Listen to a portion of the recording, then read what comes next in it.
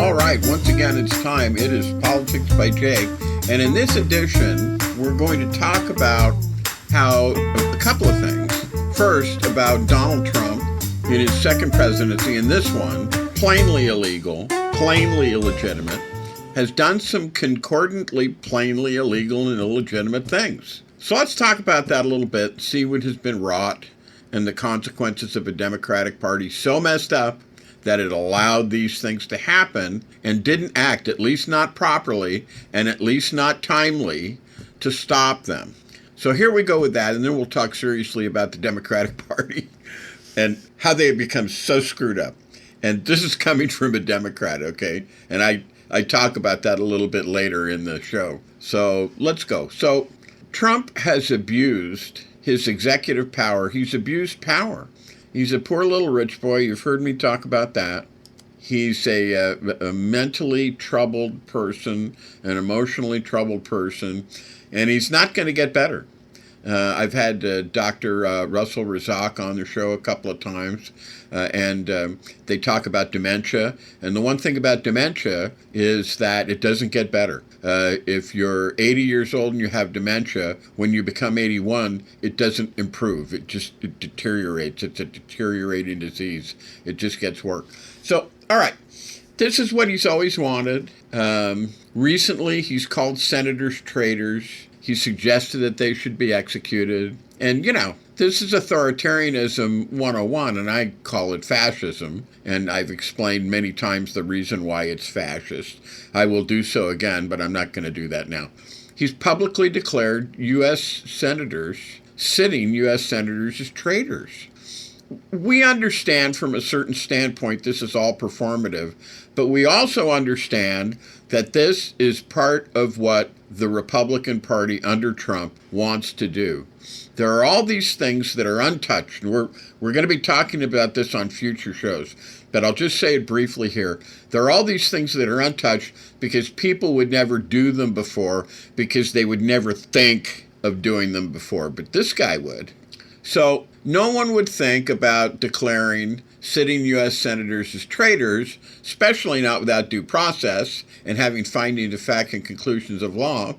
And he's suggested that they deserve hanging, firing squads, or execution. And this is illegal. Sorry, Donald. This is incitement to violence. It's abuse of power. It's extrajudicial threat. But his supporters, including the pardoned January 6th attackers, have already shown the willingness to act on his signals.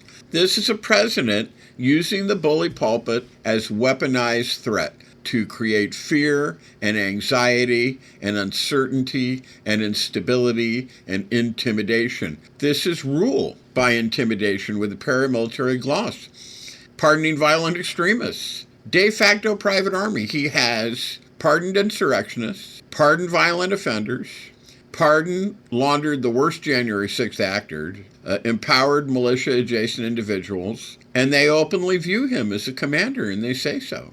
This is not clemency. This is assembling a private loyalty network backed by implicit violence from people who have acted violently in the past and are clearly willing to act violently in the future. He's threatened individual governors. Trump has publicly declared some governors as illegitimate, some are traitors to America, some are enemies of the state. And when a president labels a specific governor a traitor, that's not normal political rhetoric. It's an authoritarian targeting maneuver. He weaponizes the DOJ for revenge. This includes investigations launched based on his personal grudges, classified individuals targeted. And may I say that in the administration of his corrupt former Florida Attorney General, now corrupt United States Attorney General, Pam Bondi, who I call Blondie, there is legal buffoonery and nonsense. I wouldn't even want to call it chicanery because it's a standard below. It's a step below mere legal chicanery. It's just nonsense. Civil servants purged, threats of charges for disloyalty, reversals of long-standing legal norms. 470 people on the retribution list that are his enemies. This is precisely the presidency turned into a tool of personal vengeance. He's called for military tribunals. He's flirted with treating political opponents as wartime enemies, using military justice against civilians, suggesting televised tribunals for enemies within. And this is banana republic stuff. I mean, come on. Attempting to replace independent agencies with political commissars like Doge, Super Liaison Initiative, independent agencies forced to submit to a White House inserted overseer, bypassing Congress, bypassing legal independence, turning technocratic agencies into political ones. This is the centralization of power. It's authoritarian by administrative design. Again, nobody would do these things. And it's basically because of the mos maiorum. It's respect for the Constitution. It's respect for the agencies. It's respect for the institutions.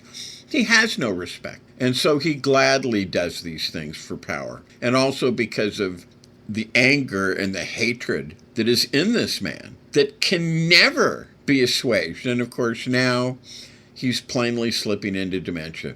So we have the East Wing demolition. He's destroyed this iconic symbol of the White House. And it was illegal. He's not allowed to do that. He's not allowed to merely do that because he's the president. It's illegal. It's unsupervised. It's unreviewed. It's historically destructive. And it's done without even pretending to seek approval. He just went ahead and did it. And it's not about the ballroom even. It's about, I can destroy anything I want, and nobody can stop me. And he wants to. This is the cruelty that he longs to inflict. And it'll never stop. It'll never end. That's something that you need to understand. He's not going to mellow with age. He's not going to get better. Arguably, he's been this way since he was at least 5 years old.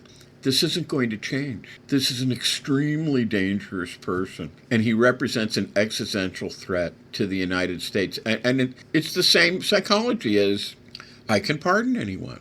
I can declare any governor a traitor. I can demand military tribunals. I can undo a century or more of institutional checks. The East Wing demolition is architectural authoritarianism, a symbolic flex.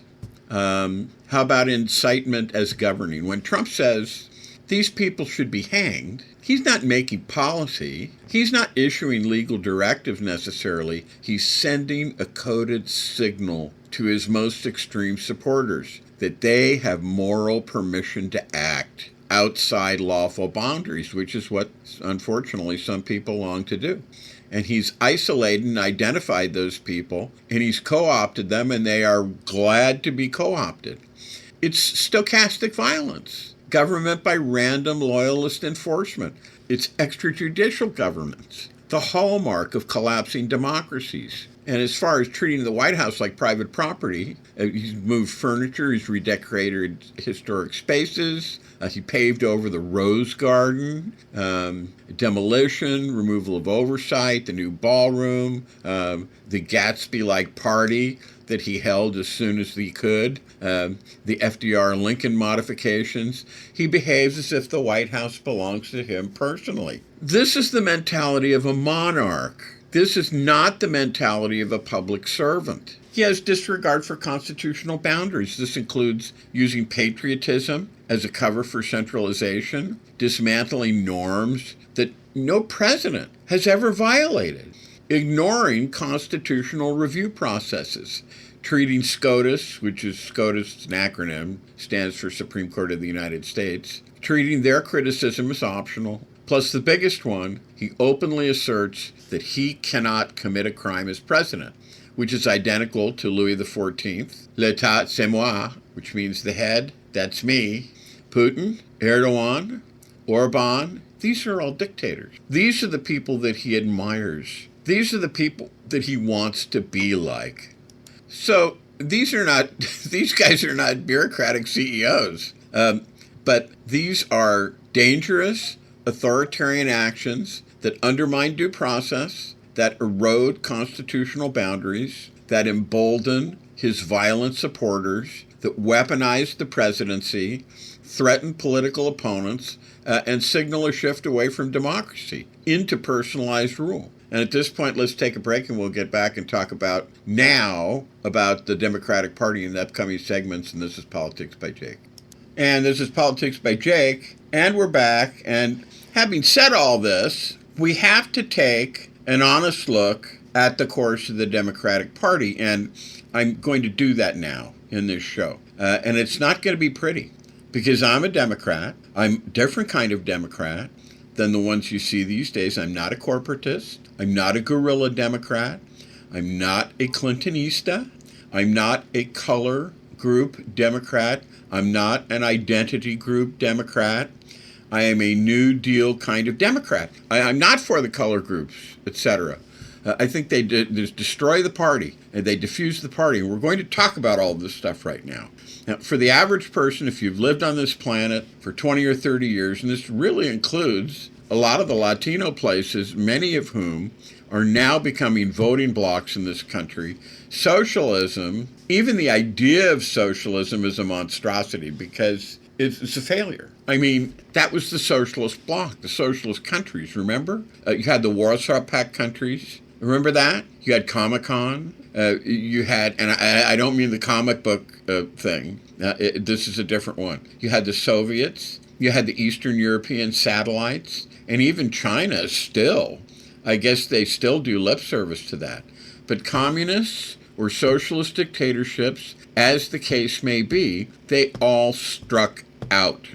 They retarded the most discredited formula in the world. For a while, it seemed like only the Maoists were hanging on it, and really not even them. And those are the facts. And that's why it is my position that if you're lucky enough to be a Democrat, you better embrace the most successful political formula and method of coalition model that we've got in the modern world today, which is the Franklin Delano Roosevelt New Deal. Look, this is what made America great, folks. Forget Lindbergh, forget America First, forget Trump, forget making America great again, forget QAnon, forget where we go one, we go all. Forget all of that nonsense. Franklin Delano Roosevelt's New Deal defeated fascism. It defeated Nazism in Italy and in Germany. It defeated Japanese militarism and monarchy in Japan. It held Stalin at bay. It actually outlasted the entire Soviet Union. It freed Eastern Europe. It put a man on the moon, brought him back alive. And similarly, in other words, it's the first society in the history of the world in which the middle class, and this is the idea behind all this, by the way, in which the middle class is the numerical majority of society and the great economic engine, I might say, of this country and of the world. And this remained so until about 2015, when things began to change. That's the New Deal. And it's not socialism. Socialism, look, socialism with their nomenclatura, right? It's just a thinly disguised modern aristocracy of the party and so forth. And that's where we are. People who insist on wanting democratic socialism, which is a failure, everyone. And if you don't believe me, look at the plight of the British Labour Party right now. That's democratic socialism right there. The Germans have had it under the Social Democrats, the SPD. The Italians had it under the PSI, Craxi. The French had it under Francois Mitterrand, who did at least nationalize some industries.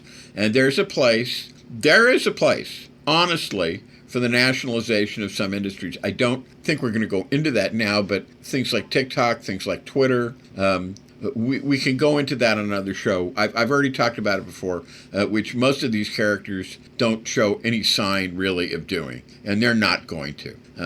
It's so much of what they say they're going to do. It's all ultra vires. I mean, it's beyond their power.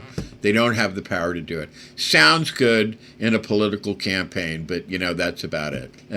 Mamdani, the new mayor-elect of New York City, one of the largest cities in the world. Interestingly, a Muslim is also the mayor of London, and although Mamdani is on record that he gets to seize the means of production, although I don't think he's ever taken any concrete steps. So, beware trendy, I would say. Is it trendy? The trendy sounding Democratic Socialists of America, yeah. But I find them to be extremely sectarian. I find them to be extremely doctrinaire and suspect in the sense that they are all a very well-heeled bunch. These guys are not exactly the exploited masses. These guys are not exactly the huddled masses, the wretched masses coming from Europe, yearning to breathe free, and stuff like that. So the problem of the Democratic Party is, first of all, the Democratic Socialists of America are practicing what is known as entrism. And what entrism is, pretty easy, is the attempt to go into a political formation that already exists, an already existing political formation. And then, by careful maneuvering, and, let's face it, by deception, by tomfoolery, by shenanigans, to take it over. And we have this proliferation of different groups around the Democratic Socialists. We've had in recent years the Justice Democrats, I think, with that was Alessandro Ocasio-Cortez with Chakrabarti, who's associated with AOC. We had the brand new Congress, that was sort of in the late teens. The 20-teens, and now we've got in particular the Democratic Socialists with Mamdani who want to take over an executive position, and he has. And this is no longer the Senate, it's no longer the House, it's no longer members of the City Council, members of the state legislature, things like this, but this is an attempt to seize executive power. So Mamdani is now, as I said, and I've said many times even before he was the mayor of New York, he's the mayor of New York. One of the great cities of the entire earth. You have California for example, one of the great states of the entire earth. Fourth largest economy. Contributes something like $81 billion to the federal government every year. It's a giver state. The city of New York, one of the great cities of the entire earth. London, similarly, one of the great cities in the entire earth.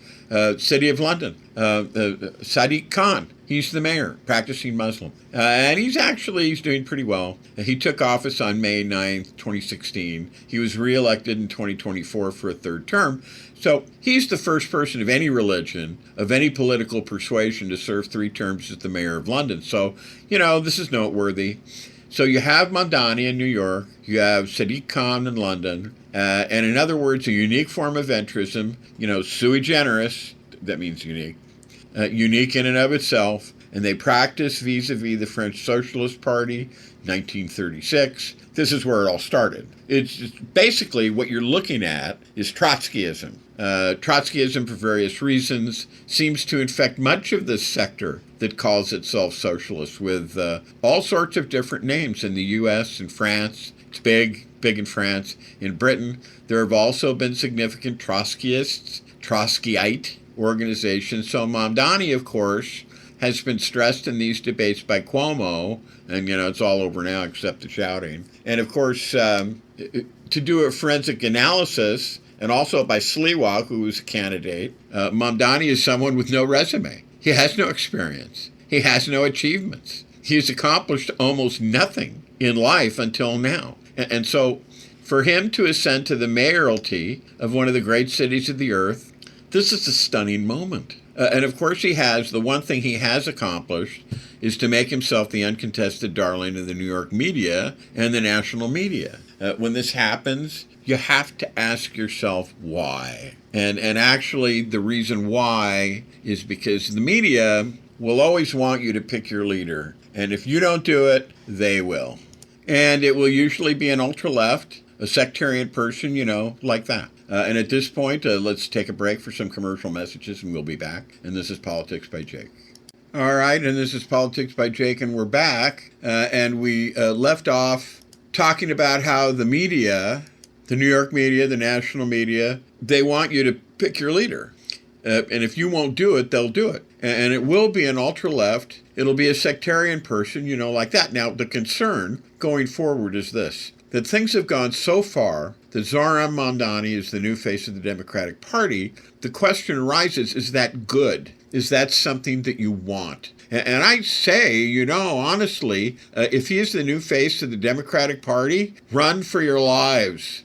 But I'm afraid for now, that's what's going to get traction. Now, you could say, therefore, that mamdani, and this is kind of where I'm going with this, is ineffective GOP attack lines, or I should say, in effect, kind of a left-handed GOP attack line. If to the extent that mamdani becomes the face of the Democratic Party this year and next year, and he just went to a meeting with President Trump and called him a fascist to his face. So that's going to get play somehow. This is a serious millstone. This is a serious albatross around the neck of any Democratic candidate, not maybe in New York, but everywhere west of the Hudson. And I mean that. All the way to Hawaii and Alaska and every place else. So watch out. It's a tremendous handicap to be weighed down by all of this baggage. And then, of course, there's this final phase after that. And, as I said, over there in Forest Hills, it's expensive there. It's not cheap.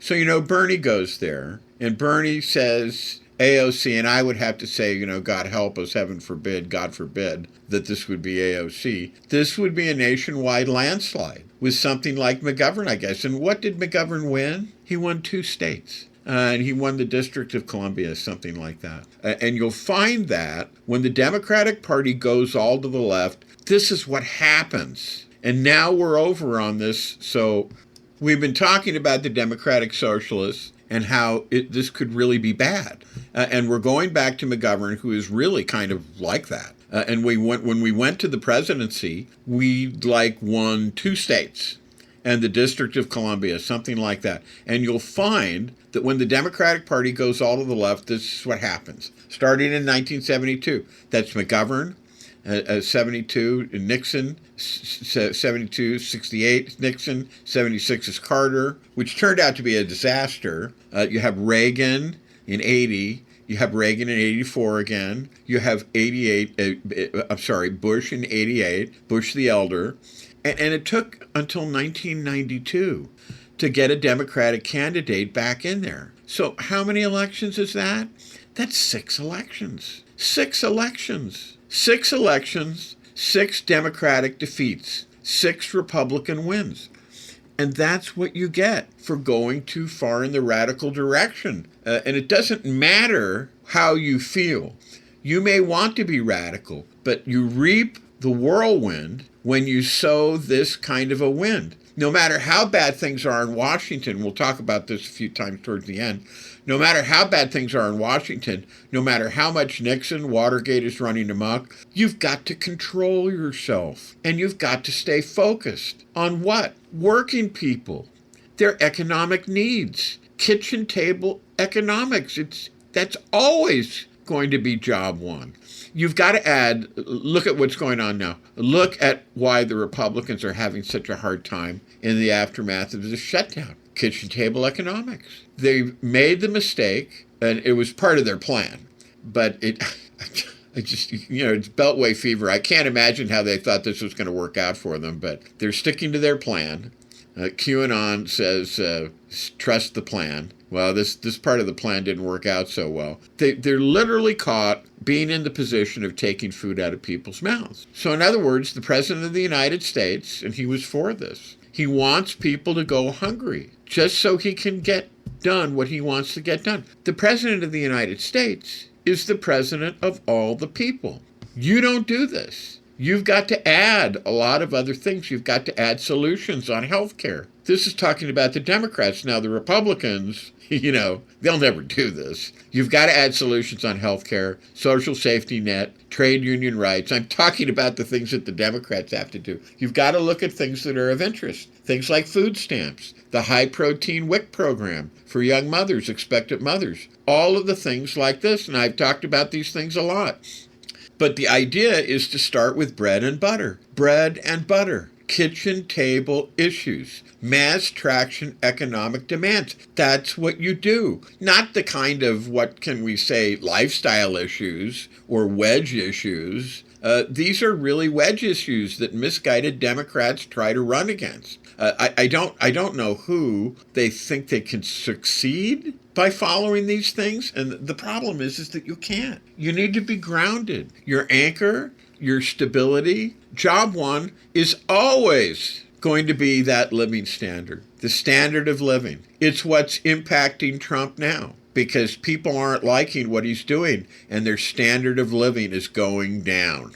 Conditions of labor, longevity of your workforce, which lends itself to productivity, which is why the New Deal was so good. It was a hybrid. It's an easy argument to make. It's amazing that anybody ever misses it. Housing. President Trump wants to take away housing from the homeless and throw them all out on the street. Believe me, many of them are already on the street. Availability of interest, upward social mobility. You better have those things too. This is, again, what Democrats should do, and not those other things, not AOC's Green New Deal. And you know, she's a smart person. I don't know why she ever did that. Maybe it was the price of her getting into office, just like the price of Clinton's presidency was to destroy welfare. Not this defund the police stuff, not this gender theory stuff, and so on down the line. You know, you can recite the entire catalog here towards the end, but you get the idea. It can't be those things. It can't. Fortunately, there are forces in the Democratic Party that are grimly committed to this. Pardon me, I should say unfortunately. And they are, of course, the groups. And what do I mean by the groups? I mean the identity groups, the racial groups, the ethnic groups, the religious groups, the pressure groups, the environmentalist groups, and so forth. And this is a constellation. I don't know if you've ever heard this before, but there's like 150 to 200 different groups who have money, who do fundraising, and they have financial angels behind them.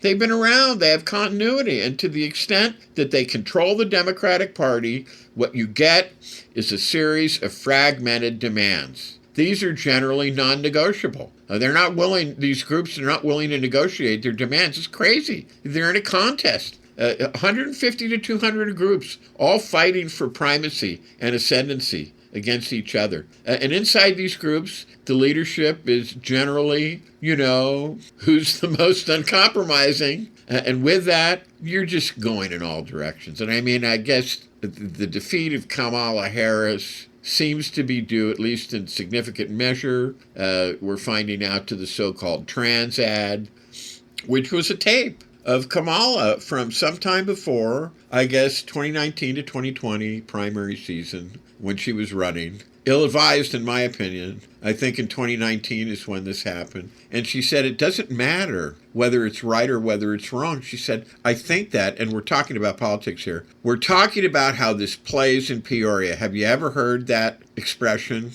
You know the old saying, how is this going to play in Peoria? That's one of the first rules in politics.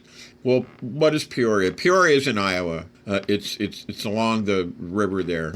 And the Iowans, I've, associated with them a bit. They're just good, basic people. I mean, basically, they eat, they work, and they sleep. And basically, the Iowans are, I've been among them many times, good, basic people. That's who they are. And this is the political barometer. How is stuff like this going to play in Peoria? And here we go. And she said, so in other words, getting back to the trans ad, she said, I think that having sex change operations, she actually said this, I think that having sex change operations for illegal aliens that are in prison, and to do that at government expense, I think that's a great thing. And that's her saying that. That's not me saying it. This is me reporting what she said. And she said further, she said, I think others should have access to that too.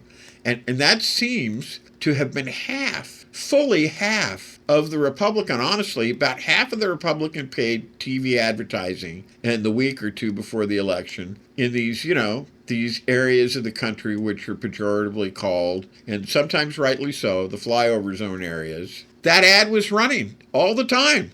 And you've got to ask yourself, why is it? Why does the Democratic Party allow itself to be talked into unpopular demands like this that don't play in Peoria? And at this point, we should probably take another break, and we will be back, and this is Politics by Jake.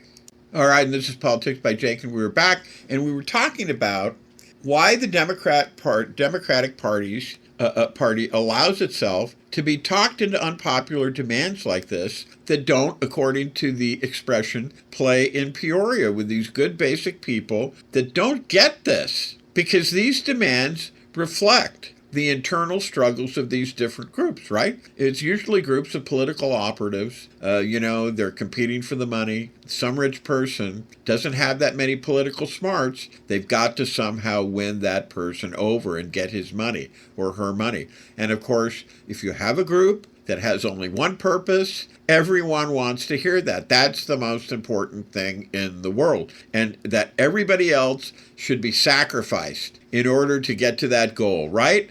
Wrong, but that's the way it is. It's narrow. It's sectarian. It's doctrinaire. It ignores the big picture. That's why we're here, trying right now to go through this big picture, doing a forensic analysis of the election, which, by the way, the Democrats did very well this last election. So that's my starting point. It's an appeal to Democratic voters to say, if you vote for Mamdani, you're endangering the possible victory of Democrats in 2026.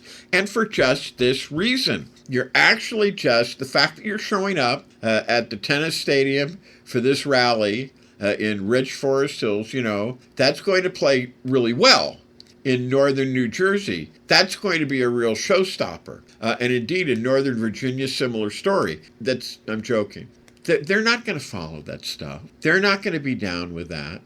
Okay, let's try to get back to some of the historical roots of this systemic problem, really, in the Democratic Party, which goes back a ways. So let's try to go back. It's the weakness of the Democratic Party in conditions of political stress. The Democratic Party often does function as a kind of leaderless group, especially if they've lost an election and there's no obvious leader to the party. The Democratic Party often becomes a plaything for outside groups, practicing, entrism, like a zahram mamdani. If the government in Washington, if the Republicans are really going wild in Washington, if it's oppressive, if it's reactionary, if there's a war going on, if there's monstrous corruption, we pretty much have all of this in mind. The Democratic Party can be dragged or propelled or impelled, compelled into moments of really political malpractice and political apologism. Remember the old saying, Democrats fall in love, Republicans fall in line? The experiential marketing Democratic Party seems to have a lot of experientials. And I've said it many times. This person during the Obama years, he said, hey, I'm for Obama. And he said, I know I'm being duped by Obama. And he was. We all were. But being duped by Obama is the best thing I've got going in my entire life. And I'm going to hang on getting duped by Obama. And this guy is talking because that's better than anything else I have going for me. That's what he said. So you could say this is a very candid self-awareness. And a lot of people don't have that. But the idea is to tend towards ideological maximalism, to tend towards a kind of non-practical, and I'm talking about the Democrats here, non-realistic world. And in particular, it often takes, I guess, the majority of times, it becomes ultra-left sectarianism, which is what we have now. AOC, Bernie. And I actually like them. What they seem to have is plans which I just think are totally unworkable and completely unrealistic. And if you really want some of those economic goals, then you can make a case for that. But you couldn't be going for the Green New Deal and deindustrialization and energy austerity and defund the police and gender theory and all of these other things that they have. In other words, they loathe themselves, or I should say, load themselves with rather unpopular cultural points. These things are not popular. They seem to embrace a whole series of wedge issues from the Liet Water period back to around 1990, slightly earlier in South Carolina. Remember the Vietnam era, that meant the Vietnam War, the losing war, it meant the military draft. almost unimaginable today, although it could happen before you know it. An unimaginable draft situation. Very unpopular. No idea really expressed by Johnson and particularly Nixon, who kept it going longer. He said he was going to end it, but he just kept it going longer. So why do this? What is the goal? What is the strategy? What is the benefit? Vietnam, Watergate, various other forms of corruption turned into the radicalization of the Democratic Party. And we're talking about these elections. Nixon won in 68. He won in 72. Carter, I mentioned this. I'm going over it again. Carter won in 76. He was a disaster. Mondale, again, lost in 84. Dukakis lost in 88. Carter ran against Reagan and lost. That's what happened in 80. Mondale ran. His vice president lost in 84. He won Minnesota. He won his own state. I think that's all he won, if he won that. Dukakis, somebody check me on that. Dukakis lost in 88. Had to wait all the way until 1992 for Bill Clinton to finally win an election. Now, why was the Democratic Party reduced to impotence? So that you've got 1, 2, 3, 4, 5, 6 elections. Count them. 6 elections. And only 2 Democratic victories. It's because the party became too radical, too cultural for the mass of U.S. voters. Again, the question is this: how will it play in Peoria? And we've got these right. The defeat of McGovern was, I think, one of the biggest, if not the biggest, landslides for the Republicans ever.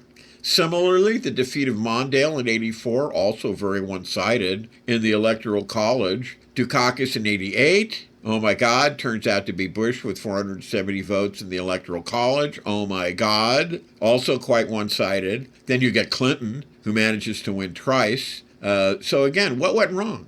It is this tendency to respond to very bad conditions in Washington with the kind of excessive radicalization, where you lose track of the basic economic demands, the kitchen table issues that are necessary to keep your working class, your working people, your lower middle class, your middle class base, so that you're talking ideology about this. And you can see that after 2 terms of Nixon, Nixon and Ford, 8 years, then Carter comes in, as I think I said for a lot of people, 1977 he came in, and they said, well, Carter can now do what this is the hope anyway, can now do what LBJ, that's Lyndon Baines Johnson, did, that Kennedy tried to do, which was return to the Franklin Delano Roosevelt New Deal and continue the development of the New Deal, which Johnson, of course, had done with Medicare, with Medicaid, with the Office of Economic Opportunity, with the War on Poverty,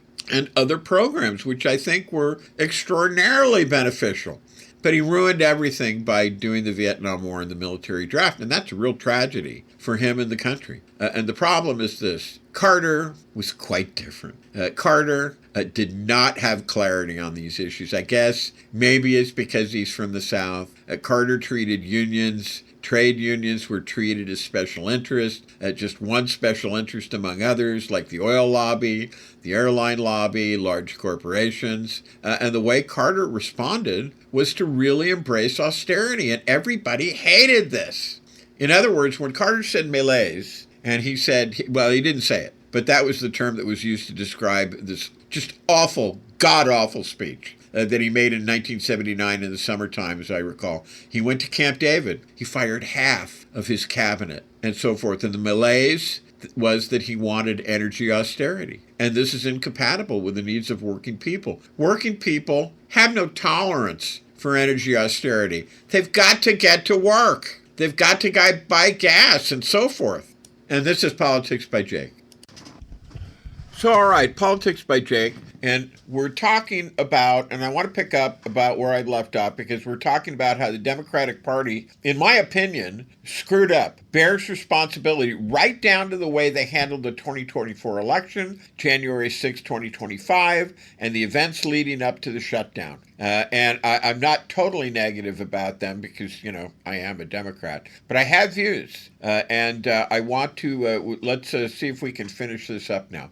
People had hoped, and we were talking about Carter, had hoped that Carter would continue the New Deal. But the way Carter responded was to really embrace austerity. In other words, he said malaise. He didn't actually say it, but that was his term that he used to describe the awful speech that he made in 1979. I watched it, and it was awful.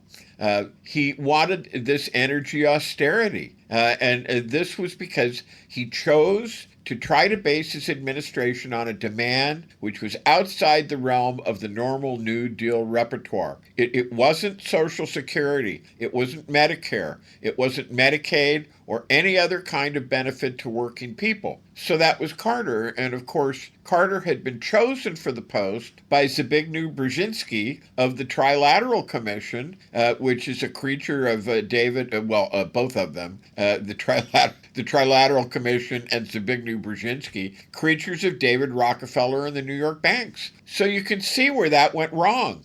Dukakis, also very wishy-washy kind of candidate. Mondale, fine for Minnesota, just like Bernie Sanders is fine for Vermont, but not capable of winning on the world stage. And you have McGovern. McGovern did a lot to bring about the supremacy of the identity groups and the color groups in the sense that he implemented these rules for the Democratic Convention. And these ideas that everything had to be balanced among male candidates, female candidates, men and women, had to be equally represented on all committees, whatever the abilities were, didn't matter, had to be equal, and things of this sort. And this got you into this area that you didn't have a unified party, which what you had was kind of a loose confederation of color groups. I guess it would be better to call them identity groups because that comprehends the attitude of color. That's what the Democratic Party has been going back to from 1972 in the case of McGovern and now after this Obama. And Obama shares this peculiarity of having been chosen by a group of backers, which we can identify as David Rockefeller, Trilateral Commission, founded by David Rockefeller, at least, and specifically by Zbigniew Brzezinski and other trilateral activists. And we should talk more about the Trilateral Commission at some certain point in time, but I think I mentioned it. Let's keep going. Obama, his plan, I think, would be Ocasio's too, Ocasio-Cortez. Get into the Senate, run for president immediately, before you have a voting record that could be then challenged on. So basically, come in there as kind of a blank slate. So you wouldn't even need an Etch-a-Sketch. You've got to make certain promises in the primaries, and the main problem here is a subservience to the banking community, and that's evident in my opinion, and that's kind of the way I'm going to go on this. But a lot of people thought that by virtue of being the first black president, Obama would be somehow more radical, more progressive, more generous with the average working family. And it did not occur that way at all. Obama is the triumph of excitement and enthusiasm and energy, but no experience. And did it work? Well, I'm afraid in many ways you could say it did not work. By the time Obama took office, we'd had the crash, the world derivatives panic of September 2008. That's coming again, by the way. We had the bankruptcy of Lehman Brothers. Virtually everybody in Wall Street was bankrupt, imminently or emotionally. And the only way they stayed was because of the Troubled Asset Restoration Program, which was TARP. That's what TARP stands for, Troubled Asset Restoration Program. And TARP, but get this, and let's be clear, because TARP was touted and TARP was promoted amongst the people. But this is what TARP was. It wasn't for the people. TARP was hundreds of billions of dollars that were used to save the New York banks. What does this tell you?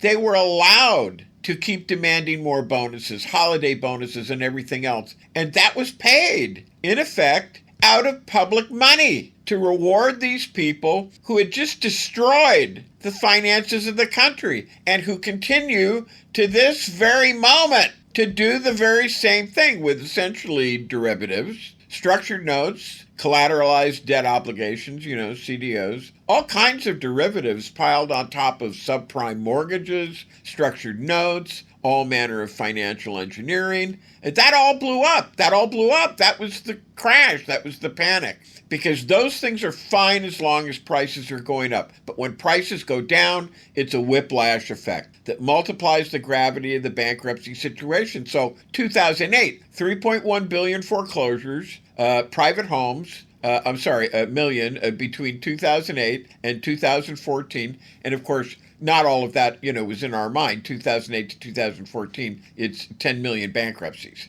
What did Obama do? What did he do to fight this? Well, there was a program, and it sounded at least decent, acceptable on paper, but it was not effective, and it was not the remedy. It just went.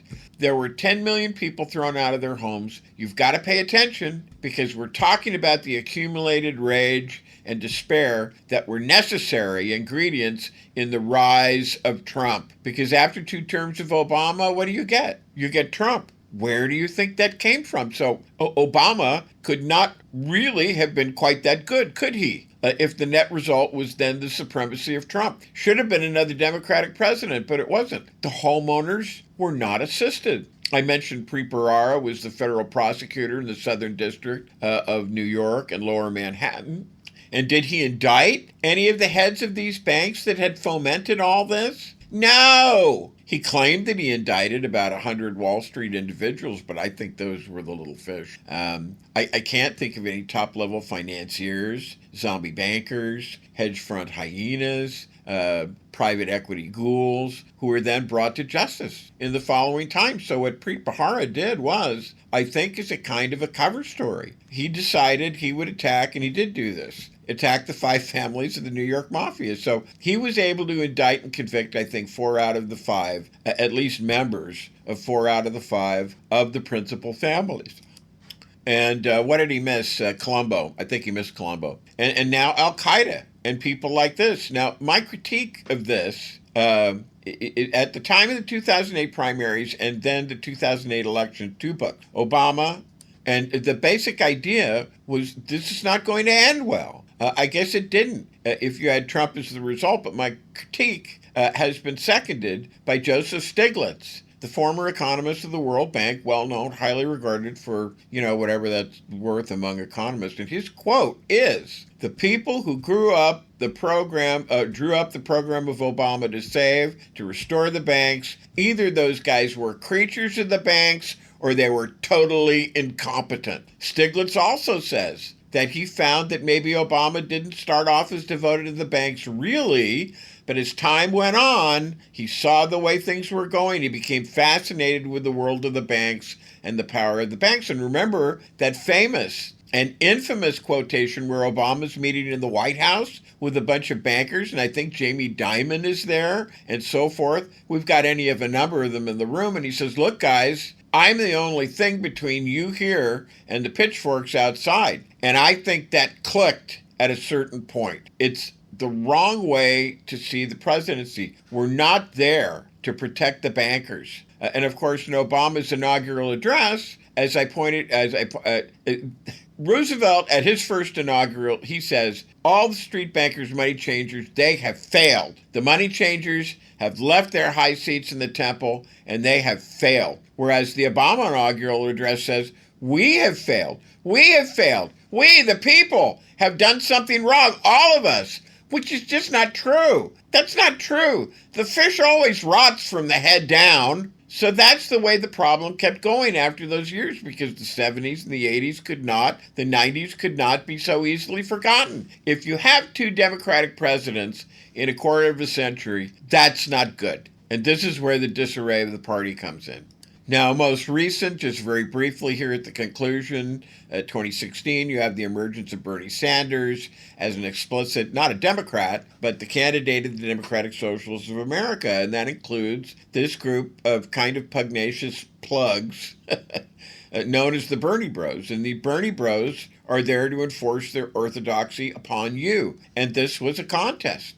And Bernie, of course, cried foul, and I guess there was a foul in the sense that the apparatus of the Democratic National Committee did not favor him, because I think you could say they were corrupt, fine, or that they thought he would lose, and I think he would have lost. but he stayed in the race. He could have graciously bowed out, could have endorsed Hillary, could have gotten out on the stump for which would be what a Democrat would have expected to do at the least. But after the nomination, he stayed in for quite a while. In the course of this campaign, we had a lot of bad blood, and this went on and on. And into 2016, we also had, well, later, 2018, 2020, we had Elizabeth Warren, and she's the one who says, well, my groups, I have a panel of groups here, and they're telling me that they don't want to have any private insurance. That was the way I understood it at the time, and therefore we've got to essentially outlaw private insurance. And she also said, we're going to shut down all nuclear reactors immediately. We're not even going to wait for them to use up their fuel or make a transition or build something to replace them. We're just going to shut them down immediately. So things like this are a real serious problem. This does not play in Peoria, and it was a generalized problem in the 2019-2020 Democratic primary debates. And that's where you get these things about the enthusiastic embrace of gender theory and an open border. All right, so if you're asked by journalists, raise your hand if you want to have open borders at the primaries. They were asked by journalists. All of them raised their hands. So you can see what the problem is with that. I think they ought to ban that. I think we should just say, no, we're not going to do that this time. We're going to have nuanced and articulated positions, and I'm talking about the Democratic primaries. We're not a bunch of adolescents here that raise our hands when we say who's in favor of this or who's in favor of that. 2018 is the year of AOC. So here we are, 2 years into Trump, okay? Monstrosities, horrible experiences. What do we get? Alexandria Ocasio-Cortez, backed up by these strange groups, these Justice Democrats, the Democratic Socialists, Chuck Robardi in Congress. There she is.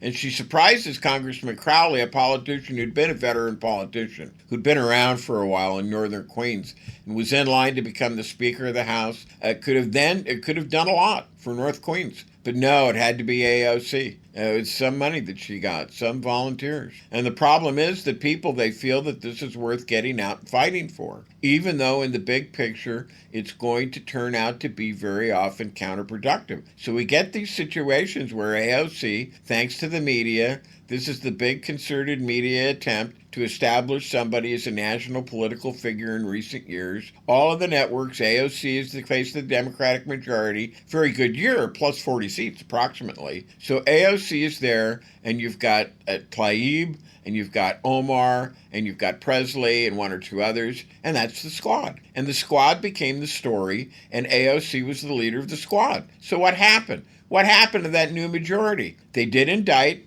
They impeached Trump not once, but twice. That's great. That's what they should have done. But in the process, they lost 13 seats. And the question is, I don't know if there's a poll that says some political science is saying, look, if the Democrats lost 13 seats and AOC was the face of the new Democratic majority, is that good? Is that what you want to have? Do you want to do that again? And I would say no. So you look at all of this and you have to say in some ways it's a sad catalog of lost opportunities and years and decades spent in impotence and isolation and political fiascos caused by the lack of any kind of centralized direction. In other words, if you could elect a party secretary for the Democratic Party, that might be good. And as I've said before, you ought to have a Democratic Party press agency. You probably ought to have a Democratic Party website that could put out and popularize and spread the analyses coming in from that press agency. You can't simply leave everything to the luck of the primary, because the people who are going to make their own luck are these rich,